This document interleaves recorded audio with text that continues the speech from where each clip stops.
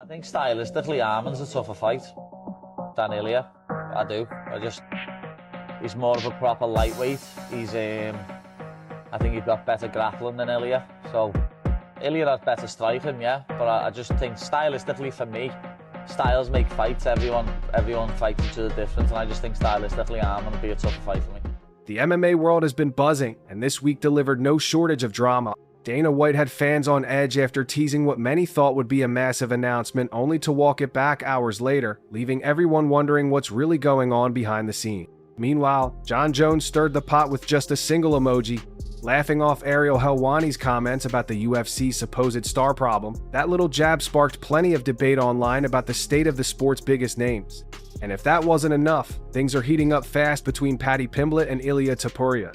Paddy didn't hold back, blasting Ilia for what he sees as an easy path to the belt and challenging him to fight in Spain at the legendary Bernabeu Stadium. Between Dana's backtrack, Jones's trolling, and Paddy and Ilia's war of words, the fight game feels more unpredictable than ever. If you love staying on top of the latest MMA news, rivalries, and behind-the-scenes shakeups, make sure you don't miss out. I saw Jones. We don't know if he was serious. Is he not retired anymore? Is he back? You jump back in the pool, so. Really? Yeah. Officially? Yeah, oh yeah. Because they're not going to want to miss something like this. How sick is that for you that now you kind of got this White House event for them, and it's like, I feel like this is what brings... No matter who popped up or who didn't or whatever, we would put on an incredible card. Subscribe to the MMA Desk and hit the bell icon so you're always first to catch the biggest updates and hottest takes in the fight world. Mateusz Gamrot stepping in to fight Charles Oliveira on short notice was one of the biggest shakeups of the week. Originally, Oliveira was scheduled to face Rafael Fiziev, but Fiziev revealed that he had re-injured his knee during training. He explained to fans that while the injury wasn't severe enough to need another surgery, it was bad enough that he couldn't train properly, spar, or grapple. Having already gone through multiple surgeries on the same knee, Fiziev knew it would be too risky to push through another fight camp. He admitted he wanted badly to fight Oliveira in Brazil since it was a dream matchup for him, but long-term health had to come first. In the main event of UFC Rio on October 11th. Is it the right choice? Yeah, I think it is. The Fiziev fight was very interesting, but so is this one. Think of what this means for both guys. Oliveira needs this one badly. And a lot of the concerns surrounding the Fiziev booking against the former lightweight champion was that Dubronx just got brutally knocked out by Ilia Topuria. Enter Mateusz Gamrot, who jumped at the chance to face Oliveira at UFC Rio. Gamrot is known for his strong wrestling and grappling skills, and fans immediately began speculating about how his style might clash with Oliveira's dangerous jiu-jitsu. Short-notice fights often come with unpredictable results, because the replacement fighter doesn't have as much time to prepare, but Gamrot is no stranger to tough matchups. For Oliveira, who has been a top contender and former lightweight champion, this sudden opponent change adds another layer of intrigue to an already exciting card. The fight now feels like a wild card moment that could shake up the lightweight rankings depending on the outcome. The discussion around Conor McGregor versus Michael Chandler has stirred a lot of opinions, especially among fighters and analysts. Many people feel that while McGregor's return would certainly draw headlines and sell tickets, I've spent a lot of time, Joe, slating everybody in the company. Backstage, I'm starting fights off everybody. I've ridiculed everyone on the roster. And I just want to say from the bottom of my heart, I'd like to take this chance to apologize to absolutely nobody. The fight itself does not really matter in terms of rankings or championships. Some believe it's more of a spectacle designed to cash in on McGregor's star power rather than advance the sport. On the other hand, a fight involving Jon Jones carries a very different weight. Jones is considered by many to be the greatest fighter of all time, and if he were to face someone like Tom Aspinall, especially at a historic venue like the White House event, it would have a sense of real sporting importance. Fans who follow the sport closely often say they want fights that have meaning, fights that could change championship pictures and cement legacies. In contrast, McGregor versus Chandler is viewed by many as just entertainment fun for casual fans, but hollow for those who have been following MMA for years. Still, there's no denying that McGregor's presence always brings attention, even if it's not the kind hardcore fans are craving. Set a time to train at that time. Set a time to go to sleep at that time. Set a time to get up at that time. Don't tell yourself you need to do something and then don't do it. That's what I was talking about with Ariel. I knew in my head I was saying, get up at this time. The debate reflects a bigger issue in MMA, balancing blockbuster events that sell tickets versus matchups that matter for titles and ranking. The possibility of Conor McGregor returning at the White House card has been an ongoing conversation, and some believe this time might be different. For years, McGregor has promised to return, only to delay or walk away, leaving fans disappointed. However, many think that his star power has dimmed compared to the past, and he knows it.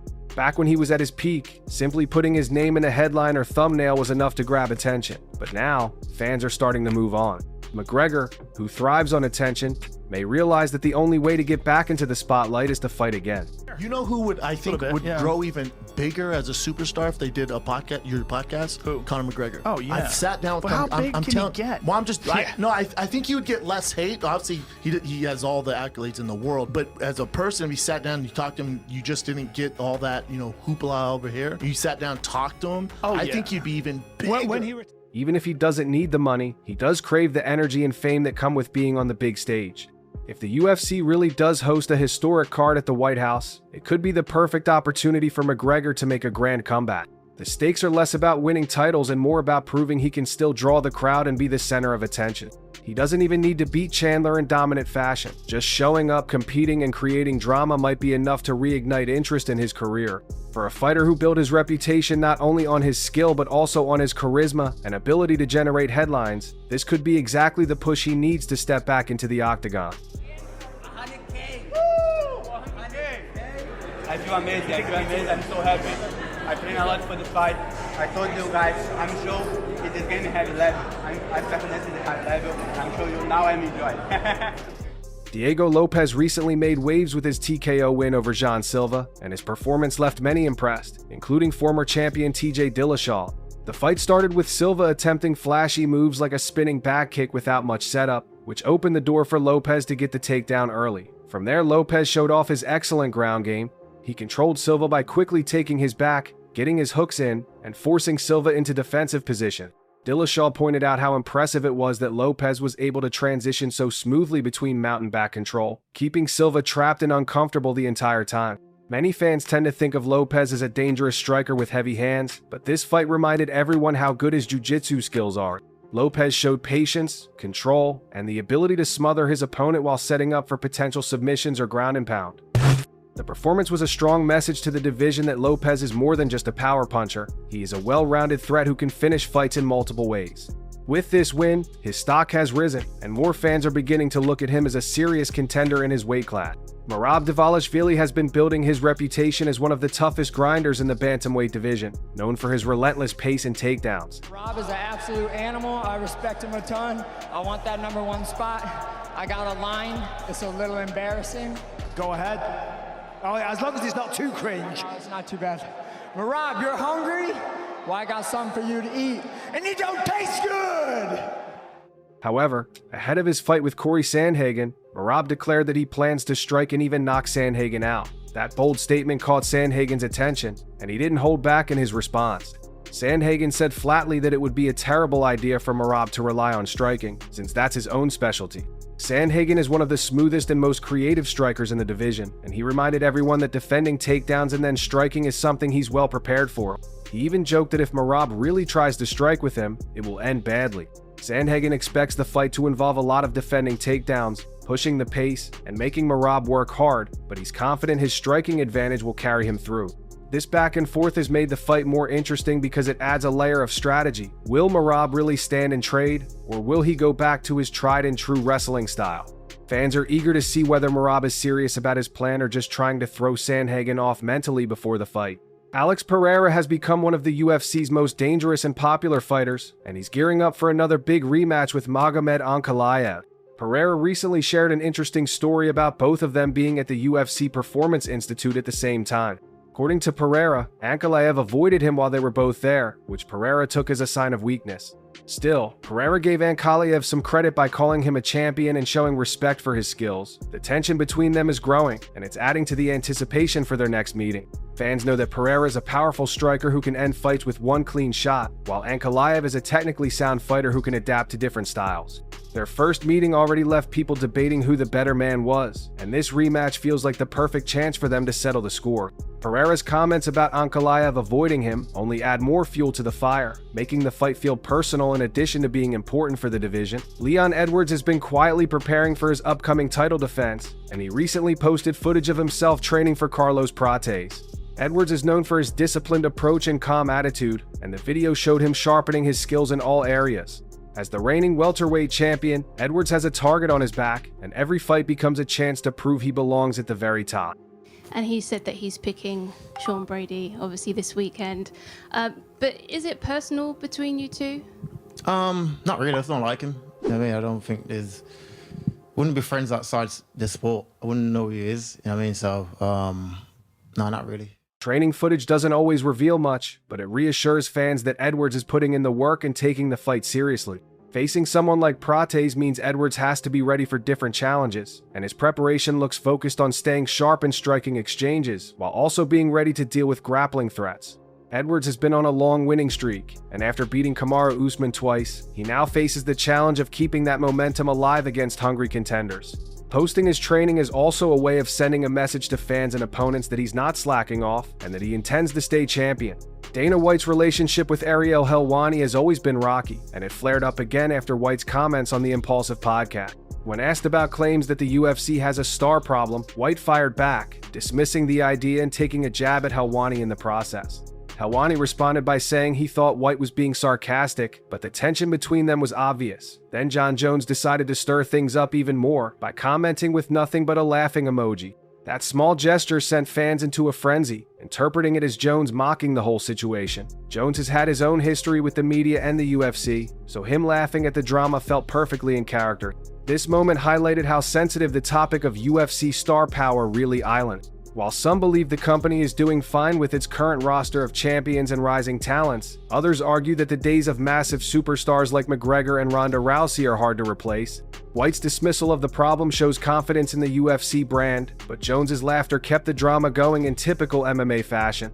Paddy Pimblett has never been shy about speaking his mind, and he recently turned his attention to Ilia Topuria, who just won the featherweight title. Paddy accused Ilia of having the easiest road to a championship that he's ever seen.